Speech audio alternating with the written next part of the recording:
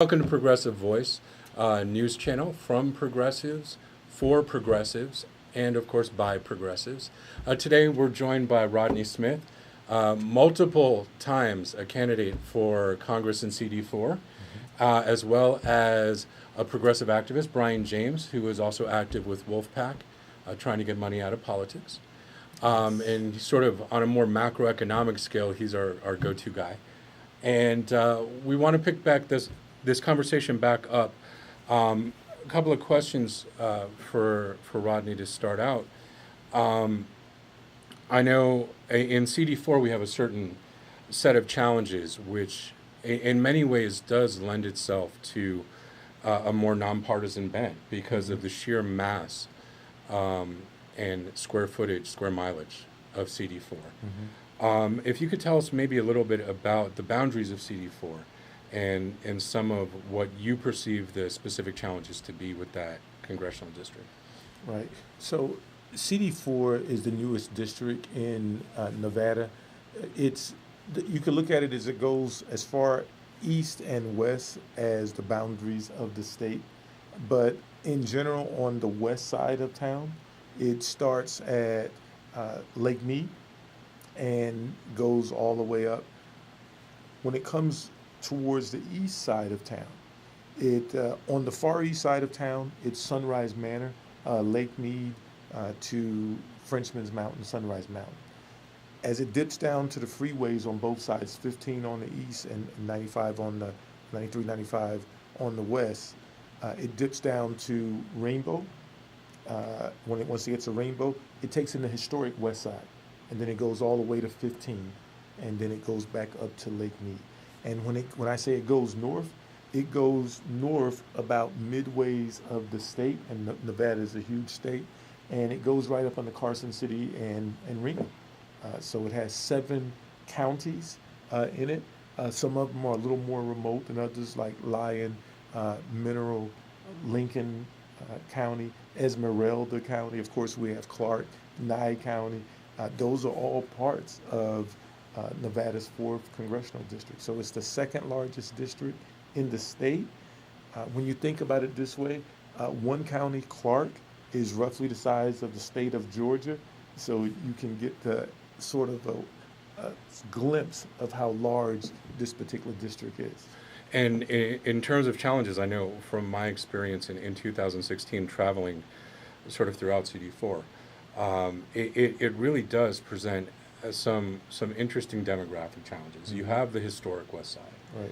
but then you have so much of the rural communities as well, which is why it's so. The idea of a nonpartisan running in that area really sort of does break down a lot of boundaries in many ways. Is that what you found in terms of an impetus to do that? Yeah, exactly. Nevada historically has been a purple state, and CD4, just because of the nature of it, it's new and that it has bounced back and forth from one party to the next. It really typifies what a purple state is. And we are purple state, but also CD4 is a purple district. What's very interesting about this district is the demographic mix that we have in CD4. We have obviously everybody. It's about 34% Latino Hispanic. It's about roughly 14% African American. And then the Asian population, which African Americans used to have it 4-1, is about 2 percentage points apart.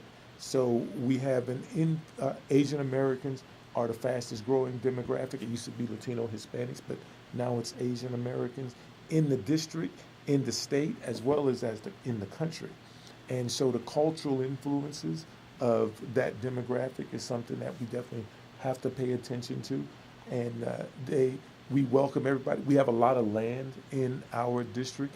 Most of the major military installations in the state are located in CD4. That includes the test site, as well as Nellis Ranges, the Nellis Range Complex, and Nellis Air Force Base itself is all located in CD4. So there's a lot of job opportunities and good paying jobs. But sometimes some of the communities are disconnected from those jobs. So for example, I used to work at Nellis Air Force Base, and I was a purchasing agent, but I've purchased very few things from the local community because I didn't really know much about it. So being able to plug the local community into the purchasing opportunities will benefit the community as well as the base, and actually will help get some jobs. And then when you look at the east side of town, like by Sunrise Manor, that area, certain places on Las Vegas Boulevard, Lamb, those areas need development. And they're some of the poorer areas, and they have some of the higher crime levels. Then you have the more central portion, and that's in the urban area, the historic West Side. The historic West Side once was a vibrant community, but it hasn't enjoyed a lot of the development that the rest of the district has enjoyed. And that's a problem because that creates less job opportunities, and then you have other issues that are associated with it. So just as we have a diverse group of people who live here, we have a diverse group of issues. Housing costs have skyrocketed in our district. Also, this particular district hasn't totally recovered from when we had the housing bust.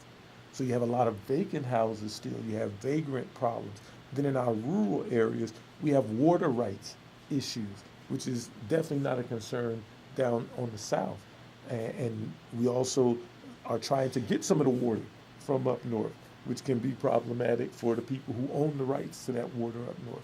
So we have a diversity of people, but we also have a diversity of issues in the district. Yeah, I recall, it's interesting that you brought up water rights, because as a homeowner in CD4, I remember probably 3, maybe 4 different documents. And of course, when you buy a home, you sign more stuff than anywhere.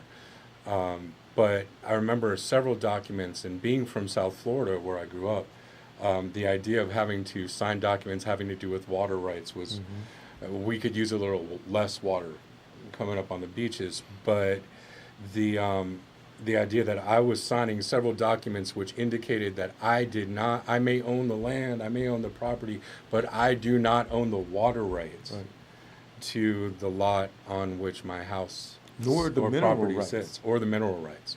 Exactly. And at the time, I wasn't as politically involved, but now I look back on those things, and when I've heard you speak and talk about water rights, mineral rights, other things that are of concern to CD4 as a whole, and I was like, oh yeah, okay, now I understand. That's what I was signing to say that no, I don't have any say in what happens with that. Hey everybody, thank you for watching Progressive Voice, an independent news and information outlet created by progressives for everyone here in Las Vegas, Nevada. I want to thank again Rodney Smith and Brian James for joining us here in the studio, and we hope to see you next time. If you watch this video or any of our other videos and you want to see content like this, please comment, please share this video down below, please tell your friends. If you have ideas for people or topics you want us to cover, please say so in the comments. Again, we are excited to try to be the change we want to see in the media. There is a dire lack of independent voices, and particularly news and information from a progressive perspective serving everyone. So thank you again, and we hope to see you next time. Bye-bye.